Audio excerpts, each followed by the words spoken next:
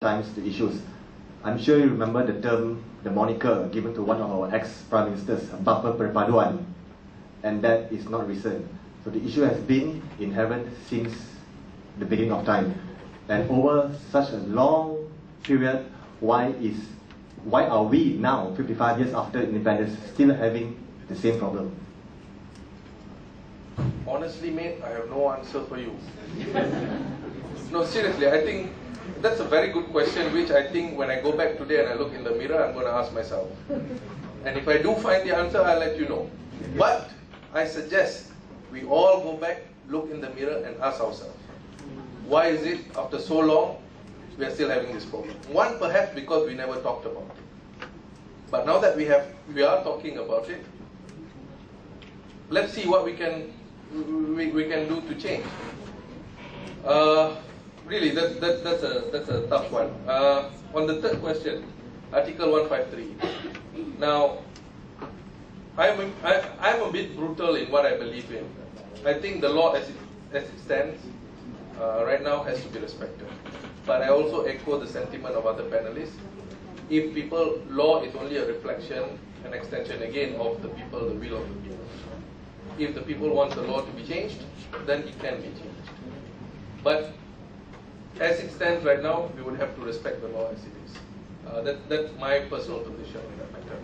Thank you. And just to add to that, I think all the panelists, if I hear you correctly, we're not against, you are not, and I'm not certainly, against affirmative action. I don't think in principle anybody can say they're against affirmative action. I think the problem is how it's applied. Because underprivileged and people, who are poor deserve to be helped. I think that, so there's no issue there. I think it's really a question of implementation. I think that's the issue. Yeah, on reverse discrimination, positive discrimination, I think we all need to wake up and realize that is really not the problem, because we are not the only country in the world having positive discrimination. But of course, I would readily admit that in most countries, the positive discrimination are directed towards the minority community, not the majority. I would readily admit that. But I think it's clear from all three panelists, myself included, that the problem is the policy that emanates out of the need for this kind of positive discrimination or reverse discrimination.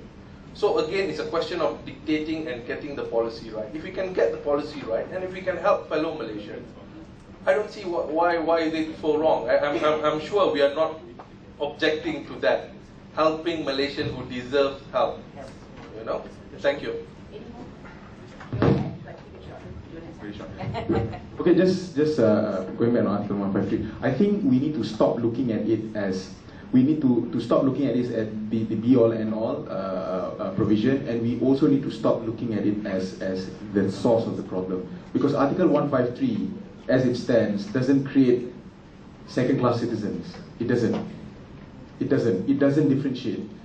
It's because it has been used, or it has been used to justify certain things, to say that, oh, because of Article 153, I've got better rights than you, I'm in a better position than you, and all that. That's where the problem comes from.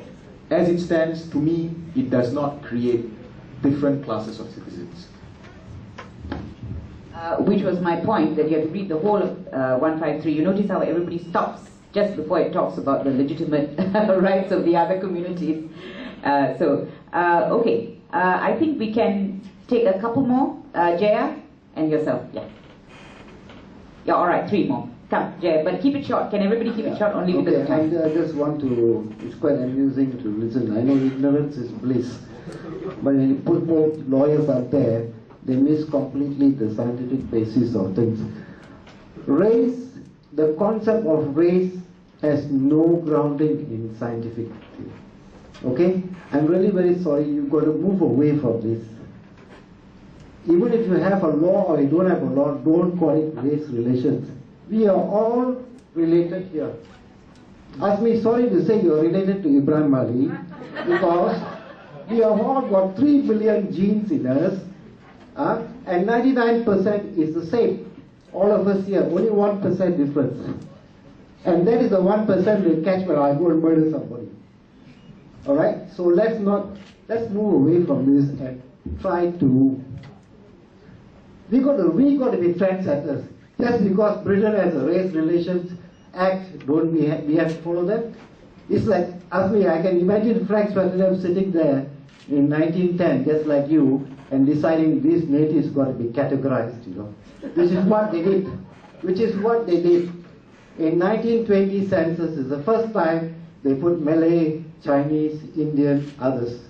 Before that, it was Boyanese, it was Javanese, it was Ceylon Tamil, it was Malayali, it was Hokchu, Hokkien, or the whole. Everybody was called an ethnic community. So if you are thinking about seriously about this laws, do drop the damn word race, because there's only one human race, genus Homo, species sapiens. Okay? Thank you. Very good point. Excellent. Took a scientist to remind us of that. But as it turns out, in England it's now the Equality Act. They don't use the words race relations anymore. And also one more thing, in Canada, sorry, just to add in, Canada, they actually have affirmative action, but they also have, I don't know if it's Equality or Race Relations Act. So you can have both. So even if you have affirmative action, you can actually still also have race relations legislation. Right. Yes. Okay, thank you so much, sir, for bringing up that point. You see, your name, please? Sorry, I'm Dineshwari, working and so doing my Master of Public Policy in UM. Okay, 2 points I'd like to talk. One is about race, another one is that policy, the affirmative policy you're talking about. You see, how you define one person as a Malay. If a woman wearing a scarf, having a bright skin, and every day eat nasi lemak, does that make the person a Malay? What does define an Indian? Eating with fingers and on banana leaf, does that make me an Indian? So I think this is where we Malaysians are trapped.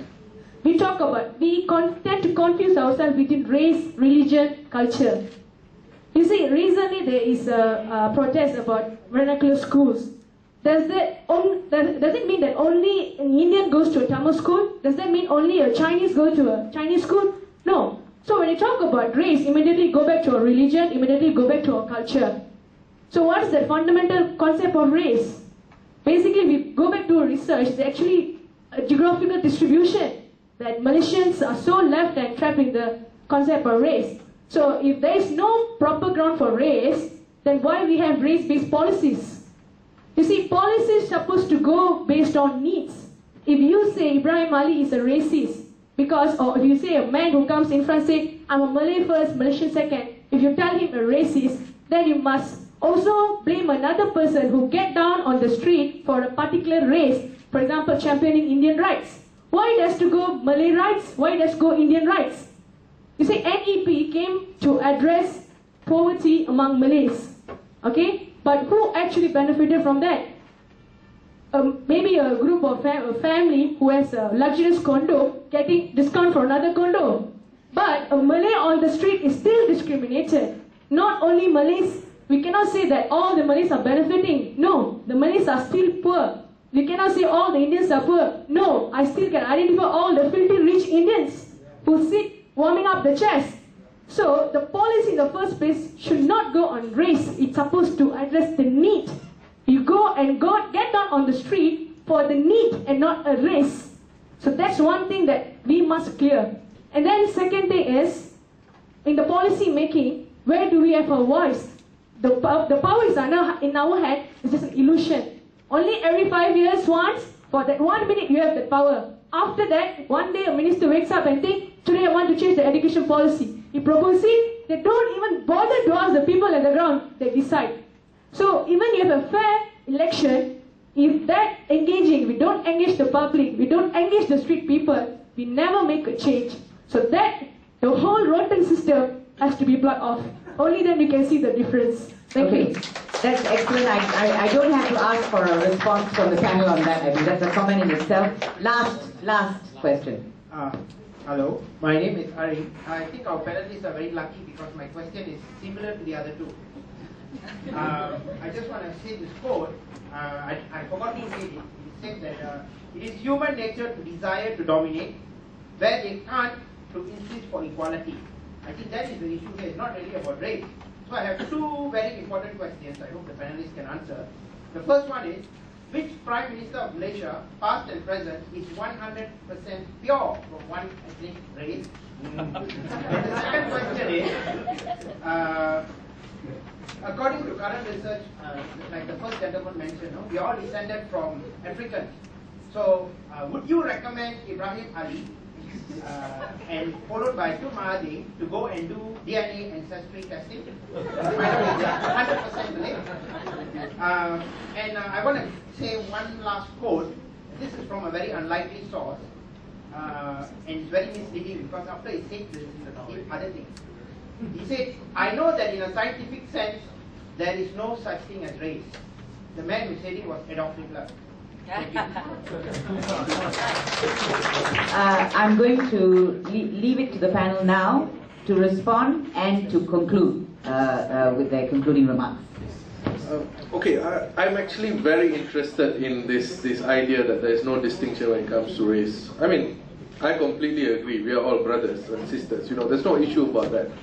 But just purely for the purposes of discussion today, and let me make myself clear, just purely for the purposes of discussion today, in the context of what one of the audience just now asked about why is it that health is based on race and not based on needs. Now, again, I go back to, because I studied a lot about what the UK tried to do in terms of their race relation. And we again go back to what the UK did in this regard. Then there was complaint that suddenly the policies are colorblind, not color conscious. Because then it starts to recognize different communities have different needs. So a policy which says everybody is equal suddenly doesn't recognize the distinction of need within each individual communities. So again, there's also an issue there. So I suppose perhaps finding the right balance is critical. But again, from the three comments just now, it all boils down to one simple thing. It's policy and its implementation. So how do we fix that? How do we change that? That's all I have to say.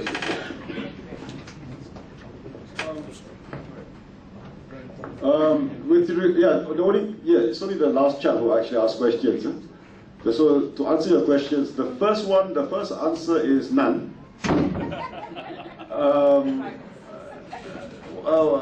What's the second one? Huh? Oh, DNA testing. No, I would definitely not propose either Mahathir or Ibrahim Ali to do DNA testing, because I pity whichever ethnic group finds themselves most closely related to these two. Right? So I would not want to impose that on anyone. You know, so of course not. And besides, I might find that they're quite more closely related to me than I expected. Right? So no. I just keep it away lah. Keep it away. Some things just leave untouched. Jangan sentuh. All right. As to my closing remarks, actually, Jaya and I, I agree with Jaya. I mean, like, it's actually boring for me. Talking about this. I mean, the reason why I come and do this is because it is an issue, whether we like it or not, and therefore it has to be discussed. But actually, personally, I really don't care. I haven't cared about people's ethnicity, people's religion, people's race, whatever you want to call it, people's sexual orientation, people's political affiliation. I haven't cared about that for a long time. And when I have to talk about that, it bores me to death. Tetapi what to do? No choice, kan? But anyway, thank you for listening to me being bored. Thank you very much. The thing is with I just use that. Yes. The thing is with race in the Malaysian context is because there is this added dimension of us trying to actually define a race. For example, the definition of what is Malay, is actually provided for under the Federal Constitution. And when you do that, straight away ethnic and or cultural or anything of that sort considerations, they go out the window. You define it in such a way that anyone can be of that particular race. Okay, so of course then you have, I mean, if I was in Indonesia, I would not be considered a Melayu. I would be a Bugis, okay, with the whole parrot and the leg and all that big parrots. But you see, that's the thing, you see. Because, yes, I am really because of that, when we come to Malaysia, these things are defined in such a way, and the discourse is shaped in such a way. So that's why we talk about these things. But I agree completely with you. Race is just a construct, you know. There's no scientific basis for it. But because all of us seem to think that, you know, we are divided along these lines, we have to talk about it and to try and overcome these divisions. Second thing, about the comment about new economic policy and means-based, I agree completely. I think the new economic policy needs to be reviewed, and I think we need to move away from race-based or ethnic-based affirmative action policy and move towards a means-based one. Because we cannot, I mean, the new economic policy has in some ways been a success. It has created a sizable Malay middle class. But because of its success, it must also mean now it must be reviewed. Because now you're looking at intra-ethnic competition, you know. So for example, a Malay person living and studying in Taman Tun Dr. Ismail would have a better chance of getting the benefits of the NEP than a Malay person living in Kok Diang, Kedah, you know. And because of this, because there's no means-based dimension to it, we need to turn it and cater it towards that dimension, and then we can move forward. Because or else we're just going to create a bigger divide within the Malays and within the Malay community itself, and also between the races. Right, thank you very much. But hearing from non-lawyers was very interesting, because clearly when you want to look at legislation, if we're going to look at that legislation, we need to look at the social you know, aspects and so on. So that was an interesting comment. Now, perhaps I will end by this. One of my pet peeves actually is the education system in this country. Azmi, I do feel for you. Because you're getting the products of our education system. And I think this is where I agree a little bit with Faisal when he says, look, we also have to take an interest in these issues. To me, actually, as a parent, I can tell you that I would seriously object to my children being fed rubbish. So I think parents have to be vigilant about the rubbish that is being fed to them, okay? And you need to raise these issues in the public domain. If you think, I mean, I always thought Yap Aloy discovered Kuala Lumpur. Apparently not. Now, 30 years later, it's someone else. Now, so these are the little things. Are we rewriting history? Are we, what is it we're doing? And then what is the kind of stuff we are actually feeding our children? What Richard raised earlier actually was raised by a parent on the, on the internet. And the other thing I will ask parents is, are you all right with the BTN? Are you all right with your children being subjected to propaganda? Do you realize that's what's being done to them? Is it okay for you as a parent that they are fed this rubbish? So for me, actually, where the education system is concerned, the parents have to speak up. You really have, since if the government is not showing the leadership on it, parents have to do that. Anyway, so I will, that's just my little comment. I will end with that, and I would like to ask you to join me in thanking our wonderful panel who's put up with a lot today.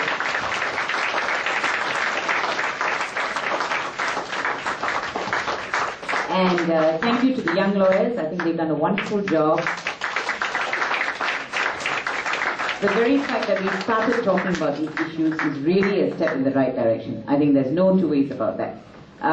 So thank you all very much for being here. I think lunch is served. Richard, Melissa, can I hand this proceedings back to you?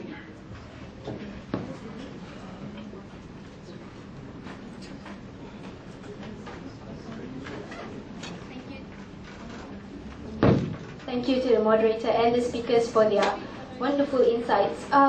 Ladies and gentlemen, I would like to invite Mr. Lim Chi Wee, President of the Malaysian Bar, to present a token of appreciation to the moderator and the speakers.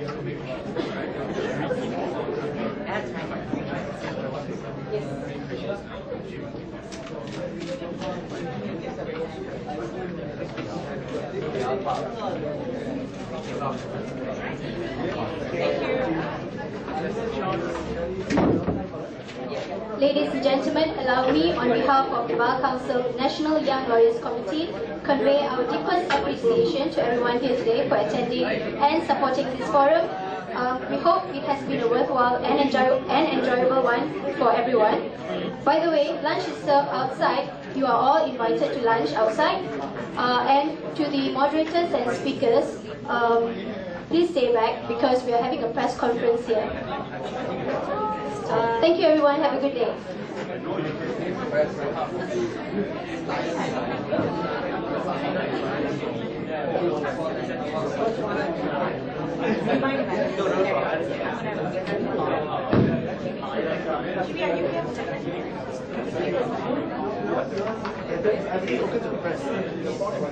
Media, do you want to ask questions?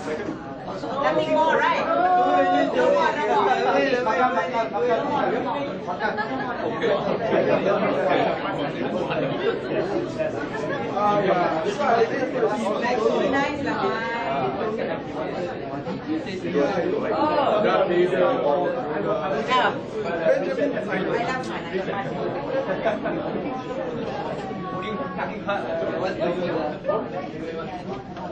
Oh, you got the same as